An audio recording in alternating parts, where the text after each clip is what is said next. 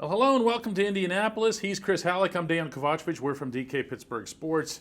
The Steelers lose to the Colts 27-24, Chris, and it's hard to take away anything but the mistakes, except that you can't even take away all of the mistakes because we don't have enough room in our vehicle to take them all away. No, it was just mistake after mistake after mistake. Brutal. It was penalties. It was turnovers. It was dropped interceptions. I mean, there Fumble at the goal line.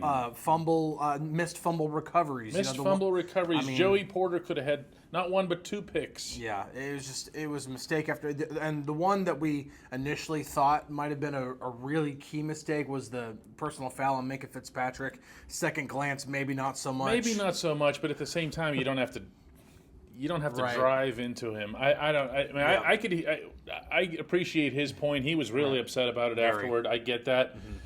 I also get, the pass was 15 yards overthrown. Just find a way to slide under the guy or something. Or jump over him or something. Something. But either way, it was just, but it's not like it was just that one. One of. No. And the thing is that they still lost by 3. The offense, believe it or not, like we're doing the live file. We're not letting Mike Tomlin off the hook here either for the mistake. You got to try to kick a field goal there. You had no business punting there or go for it or something, but punting there just makes no sense. Yeah. You know what I'm talking about. Exactly. But, I mean, the thing is that they still only lost by 3, so if they make half the mistakes that they made today, they very realistically win this game. Win. I mean, the offense. They win comfortably. The offense, like where we're doing our live file, everybody's complaining about the offense. The offense had over 400 yards today. Justin Fields threw for over 300 yards. Now, despite having almost no support from his number one running back. Yeah, you want to get into the numbers? Nope. Okay. Because it wasn't just Najee Harris either. The offensive line wasn't good. The offensive line keeps losing people, but you still have to be able to block. James Daniels goes down real early. You saw Spencer Anderson commit a penalty. Now, Spence told me he wasn't wild about that call either. He said that the officials told him you can't go pushing somebody over a pile, and he was like, it's something that you see that doesn't always get flagged. It's just, the two center quarterback exchanges between Zach Frazier and Justin Fields. Frazier said he didn't really know what happened. He has to look at the film. Yeah. So Justin. So many. Justin took he took credit for that one. Said it was his fault. He said it was on one, so it was like that leg kick that he has to do because they're doing silent count. Yeah. And so he said he was trying to break down coverages, but he had already done the leg kick, and so at that point he's got to be ready for the snap, no matter what he's trying to possibly change at the line of scrimmage. So and that might explain why Frazier was so hesitant to answer the question. He's the rookie. What's he going to do? Yeah, right? they'll call it the 4-year quarterback. I just I try to look at football games as much as possible in general over a 17-game season as what they mean toward the bigger picture. And I don't look at mistakes in a really goofy game like this as that, because I don't think of, Minkah Fitzpatrick's hardly your resident meathead. Okay? Right. I mean, he might be the smartest guy on the roster. Yeah. And when you see them make this many mistakes, unless you see that pattern forming consistently, I don't think it's a concern. I know nobody wants to hear this, but I get more worried about stuff that I don't see consistently. Yeah. Like the running back making anything happen on first down. Like Arthur Smith just pounding that situation even when he didn't have it. Now, to their credit, they did put Cordero Patterson out there, and boy, was he good. Yeah, he definitely. They weren't able to run the ball effectively, like not even with Justin Fields or anybody. Then Cordero Patterson comes in for one series, and hey everybody, give me I'm going to show you how this is done, all right? And then I'm going to go back to the sideline. That's what he did. Yeah, and unfortunately, he had to go back to the sideline because of an injury, and he wasn't able to get back on the field. And so at that point, it's like you're trying to then, again, get a running game going. They started doing a little bit more quarterback designed runs, and Justin was able to get some yards. I think Justin ended up being the leading rusher for the team or something along that, but it was at least close. He had 2 rushing touchdowns in the game too. I'm concerned about the mistakes because this game was just a lot of shooting themselves in the foot. The Denver game, penalties, killed drives. Tough officiating crew, but correct. yeah, okay. So hold the holding penalties. But you kind of have to know. You have to know. It's like any game. You have to know your officiating crew, and then you have to be able to adjust in game based off of what they're doing. So I'm a little concerned that it seems like this is popping up a little bit too much game to game. That's fair. That's the part in which, but even more than that, it's still September. That stuff I expect to get cleaned up. The defense getting shredded by Anthony Richardson and Joe Flacco, that concerns me. Yeah, the defense giving up a lot of underneath routes. Jonathan Taylor's going to get his yards. Okay, he's going to do that. He's going to do that to everybody. Yep. As someone in the locker room said to me just now, he goes, they're getting paid too. You're right.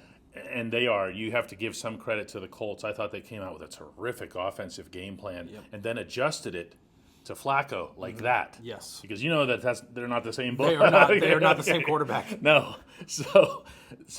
I thought they did a terrific job with that sort of thing, offensively especially. But what are you gonna do here? This is you have to run the ball. Yes. It's Arthur Smith. It's an Arthur Smith offense. That's what you were saying to me on the elevator going downstairs. It is like you were like, you can't just go away from it. And you can't go away from it on first down. But guess what? Guess how many running backs you have left right now? Yeah, one. You have one. Yeah. Because we don't know how long Jalen Warren's going to be out. We don't know how long Cordarrelle's going to be out. We know that Najee's healthy. Mm-hmm. And we know that he's not going anywhere. What were the stats? I don't remember the stats, but 19 something yards on something. It was 1 point something per carry. It's not great. His biggest play of the day was on a screen, so it was on a reception. And it was a terrific play. It was a terrific play, well designed, well executed. He did a great job of finishing, and that's never. But on that field for that offense, you've got to run the ball on first down. Yes. Okay, like he said to 100%. Me downstairs when I asked him about first down, he said, "Well, what's the problem?" Basically, that's just kind of how he is. And he said, 4 yards. If we get 4 yards on first down, we're good, right? And I said, yeah, but they aren't getting 4 yards on first down. No, they're not. And the thing is that next week they're playing a Dallas team that has already been giving up a lot of rushing yards, and they're hurt. Like they have two main guys. Well, these guys weren't doing all that great either. The Colts. So these are games in which you need to expect the Steelers to run the football, and they're not running it. And again, this is an Arthur Smith offense. This is not like you expect Arthur Smith to go out there and all of a sudden it's a West Coast offense. Yeah, Justin, go throw the ball 40 times a game. Right. He threw the ball, 34 times today, I think? And that's a lot for this type of an offense. And so if you get into these games, the good thing is you at least got to see what Justin looks like when he does have to throw the ball more than you expect him to. And I thought he was fine. He looked fine throwing the ball. I thought he was fine. I'm gonna be surprised if maybe I shouldn't be surprised, but if people make an issue out of quarterback, even on the fumble, then I understand. Get rid of the ball, blah blah blah. Yeah, live to fight another down, especially when you're in field goal range. But they had two edge rushers come in untouched. There were protection issues throughout the game, but especially off the sides. Yes, like there was just no adjustment made by Smith or anybody to this, and the Colts were like, "Really? You're just going to let us tee off?" So they sent not one, two guys. He had nowhere to go. Now, again, as you're saying, get rid of the ball. Yeah. But, man, give the guy a break, too, Yeah, absolutely. And it is part on fields. Whenever they see certain things, see certain protections, it is on the quarterback a lot to shift protection, move it one way, move it another way. That's fair. It's also on the center to be able to communicate those things, too. So that's something that they have to get in sync because – This exposed a lot of stuff. The Cowboys are going to see that. Right. Well, everybody is. Yeah. And all the way through the schedule. Mm-hmm. And this is stuff that the Steelers, including the coaching staff, have to address. Yeah, absolutely. But you're trying to address it while you're just teaching these guys to block. Right. It's they learned a lot here today. And they weren't going to go 17-0, by the way. No, they weren't. 4-0 would have been a really, really great start. It would have been like and with Dallas coming in at home and whatever. So, will you take 4-1 if they beat the Cowboys next week? Well, I think you take 3-1 right now, too. Yeah, I think you would take that, too.